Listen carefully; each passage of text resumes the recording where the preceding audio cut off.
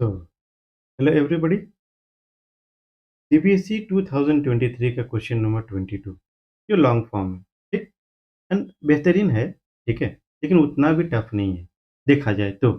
लेकिन इस सम बनाने के पहले हम थोड़ा सा रिव्यू में डालेंगे। क्या डालेंगे रिव्यू में कि अगर अगर कोई पर्टिकुलर लाइन हो, बात समझिए कि अगर कोई पर्टिकुलर लाइन हो, ठीक, और इस पर्टिकुलर लाइन का कोऑर्डिनेट मान लिया इसका है x1 y1 और इसका हो गया आपका x2 y2 अगर हो गया, और अगर बीच में कोई पर्टिकुलर पॉइंट है आपका P, ठीक, P जो कि x y है, तो P का कोऑर्डिनेट जो कि x है उसका वैल्यू होगा x1 प्लस x2 बाई 2। और सिमिलरली y का भी वही हाल होगा, y will be equal to y1 plus y2 by 2। ऐसा होता है, ठीक। अब ये देखा जाए कि क्या क्या दिया हुआ है। कह रहा है कि R25 ये वाला ये मिड पॉइंट है, तो बहुत अच्छी बात है।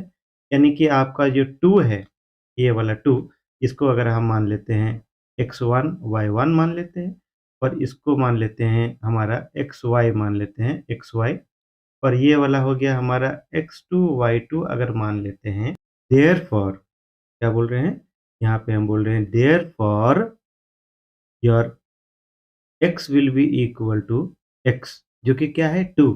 तो हम x will be equal to, तो x की जगह हम लिखते हैं 2 विल बी इक्वल टू क्या है x1 plus x2 by 2।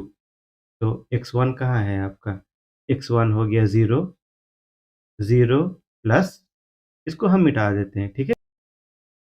Therefore therefore 2 is equal to ये वाला जो देख रहे हैं हम लोग, ये फार्मूला अगर यूज करें तो 2 विल बी इक्वल टू, देखिए तो 0 plus x1 plus x2। x2 कितना है, x2 x दिया हुआ है यहाँ पे, तो हम लिखेंगे x, ये कंफ्यूज करने के लिए है, बाय 2, ठीक। यानी कि आ जाइए यहाँ पे x will be equal to how much, x will be equal to 2 2 4। यानी ये अगर हम x अगर हम निकाल लिए, तो इन दिस केस कहाँ पे ये वाला अगर हम x अगर हम निकाल लिए, ये वाला x है ना हमारा, ये वाला अगर x निकाल लिए रेड वाला, तो यहाँ पे q का कोऑर्डिनेट क्या होगा, हमारा q होगा आपका 4 और 0।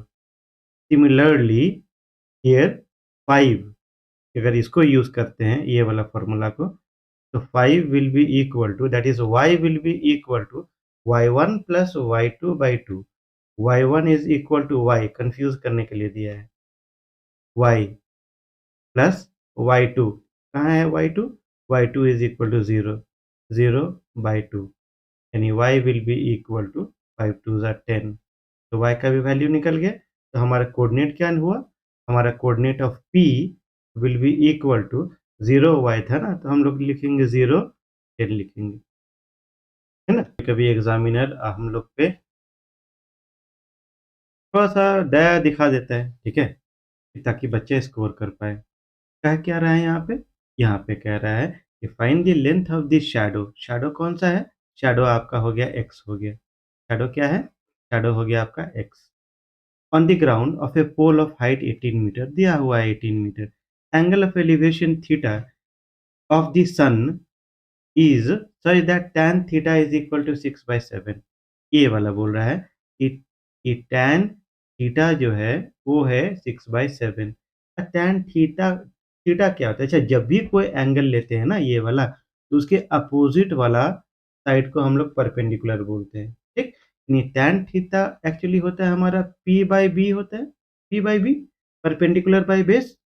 अब परपेंडिकुलर क्या है, परपेंडिकुलर 18 है, क्यों, क्योंकि यहाँ पे थीटा हम लोग ले रहे हैं ये वाला, इसीलिए अपोजिट वाला जो साइड होगा वही होगा परपेंडिकुलर।